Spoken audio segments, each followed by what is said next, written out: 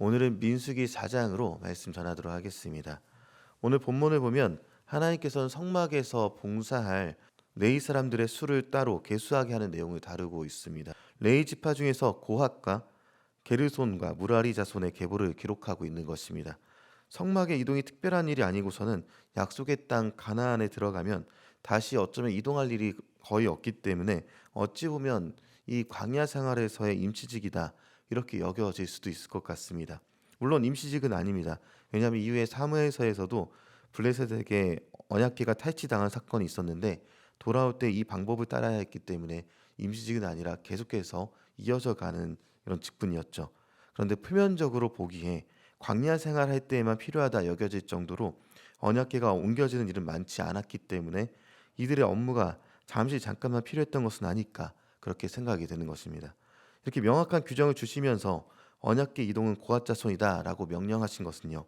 어느 한순간에라도 하나님의 통치하심과 세밀하게 이끄심은 계속된다라는 것을 알려주시는 것입니다. 우리 삶이 그렇죠. 지금 내게 맡겨진 이들을 세밀하게 인도하시는 하나님이 함께 하신다는 것을 아는 것 자체가 중요합니다. 그렇다면 아무리 눈앞에 보이는 이 모든 일들이 크던 작던 길던 짧던 상관없이요. 교회 봉사건 가정에서의 역할이던 혹은 일터에서의 모습이요. 하나님과의 동행 속에서 최선을 다하는 자리가 되어야 한다는 것을 이야기하고 있는 것이겠죠. 그리고 다시 본문입니다. 성막에서 봉사할 수 있는 연령이 30세에서 50세다라고 못 박아서 이야기하고 있습니다. 봉사를 시작한 연령이 30세라는 것에서 숙련된 사람들이 봉사할 수 있었다라는 것을 알 수가 있고 50세까지 봉사할 수 있었다라는 점에서 많이 고된 봉사였다. 이런 것을 알 수가 있게 되는 것입니다. 민수기 4장이 말해주는 레위인의 직무는요. 이동할 때 성막을 해체하고요. 포장하고 운반하는 일들을 했습니다. 먼저 고핫 자손의 임무부터 소개해 주는데 성막의 기물을 운반하는 일인데요. 지성소와 성소, 성막들에 있는 모든 기구를 포장해서 운반하게 되었습니다.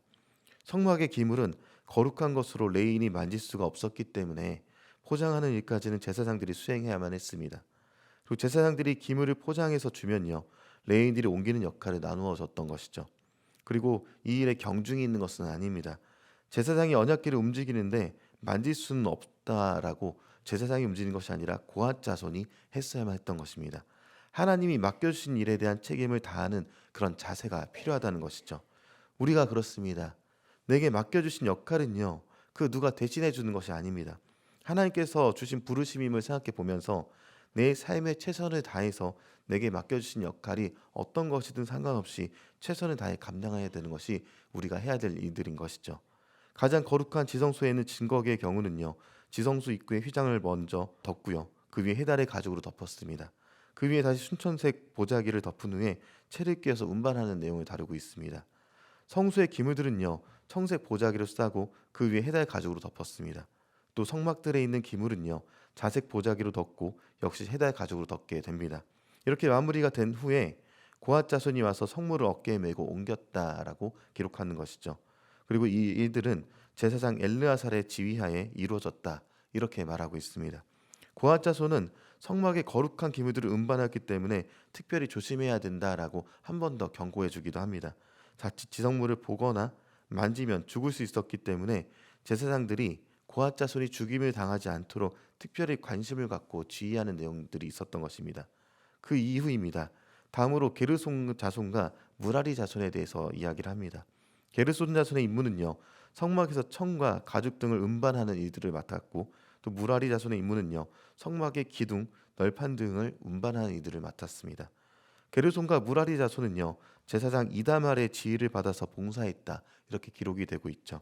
그 이유는요. 내게 맡겨진 일들을 하더라도 내 마음대로 내가 정한 대로 움직이는 것이 아니라 하나님이 정한 방법으로 움직이기 위해서 지휘 감독을 받는 것입니다. 이어지는 34절부터는요. 레위 지파 안에서 성막에서 봉사할 수 있는 사람의 그 숫자들에 대해서 이야기를 합니다. 고핫 자손의 경우에는 2,750명, 게르손 자손은 2,630명, 무라리 자손은 3,200명, 그래서 전체 8,580명이었다. 이렇게 기록하고 있는 것이죠. 이들의 수를 보며 알 수 있는 것은요. 처음 70명으로 야곱의 가족이 이집트에 들어갔을 때를 기억하게 합니다. 그리고 하나님이 주신 약속대로 그 가족의 수가 백성이 되어서 나타나게 되었죠. 그 중에서 전쟁하는 자의 수가 아니라 30살에서 50세까지의 그 성마기를 하는 이들의 남자들의 수만 8,580명이다라고 기록하고 있는 것입니다. 그래서 하나님의 약속이 어떻게 이루어져 가고 있는지 한 번 더 상기시켜 주는 것을 보며 반드시 하나님의 약속은 지켜진다. 이것을 알려주고 있는 것이죠. 야곱의 가정을 보호하셨으며 그 약속대로 이뤄가는 중에 있는 것이 민수기를 처음 보는 독자들이었던 출애굽 2세대에서 이스라엘 사람들 그들 자신이 바로 증거가 되는 셈이었습니다. 이제 본문을 통해서 우리를 돌아봅니다. 먼저 고앗 자손의 봉사를 통해서 거룩하신 하나님을 섬기는 일은요, 영광스러우면서 동시에 어쩌면 위험한 일일 수도 있겠다, 그런 사실을 알려줍니다. 하나님은 지극히 거룩하신 분이기 때문에 자칫 그 사실을 잊고 생각 없이 일하다가는 죽을 수도 있었다는 것을 구약에서는 이야기했던 것이죠. 아론의 두 아들인 나답과 아비후를 기억해 봅니다.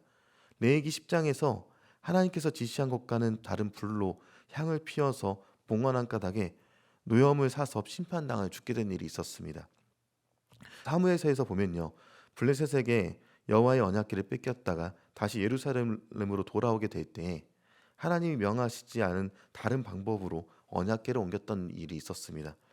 물론 블레셋 사람들이야 하나님이 정하신 방법을 몰랐기 때문에 그들의 방법대로 나귀의 수레를 메어서 옮겼는데 고앗 자손이 어깨에 매지 않았다고 해서 하나님께서 심판하지 않으셨지만 이스라엘에게 넘어오고 난 다음에요, 블레셋의 방법으로 이어서 고앗 자손이 매지 않고 수레에 그대로 채워서 가져오게 되는 일들이 있었습니다. 이때 나귀가 가만히 있지 않고 들고 뛰게 되는 일이 있었고, 옆에 있었던 웃사라는 사람이 레위인도 아니었고 고앗 자손도 아니면서 언약궤가 넘어질까 봐서 손으로 언약궤를 잡게 됩니다. 그리고 그는 하나님의 분노로 죽게 되는 것이죠. 하나님이 정한 방법이 아닌 내 방법으로 내 마음대로 움직이는 것은요, 삶과 죽음의 문제가 이어질 수 있다는 것을 정확하게 기억해야 합니다. 우리 그리스도인들이 마찬가지로 그렇죠.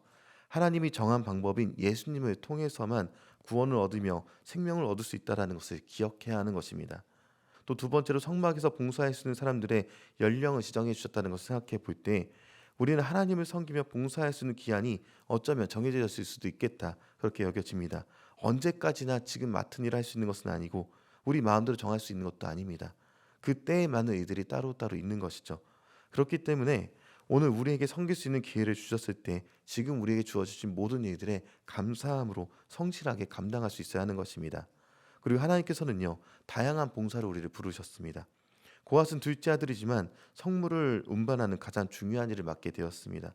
고앗이 더 우월하다거나 그런 문제는 아닙니다. 하나님께서 택하여 맡기신 이유는 알 수 없지만 분명한 것이 있다면 어떤 사람은 더 중요해 보이는 일을 하고 어떤 사람은 덜 중요해 보이는 일을 한다는 것이죠. 그런데 이보다 더 중요한 것은요, 이 모든 일이 하나님 위하여 섬기는 일이다라는 사실입니다. 경중이 있지 않다는 것이죠.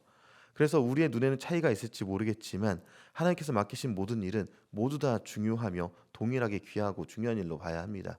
그렇기 때문에 우리의 삶 가운데 주어진 모든 일들이, 가정에서와 일터에서와 교회에서 맡겨진 모든 일들이 모두 다 귀하고 중함을 기억하고 하나님 앞에서 최선을 다해 살아가고 또 오늘의 주님 앞에 맡기며 드리는 저와 여러분이 되길 소망합니다.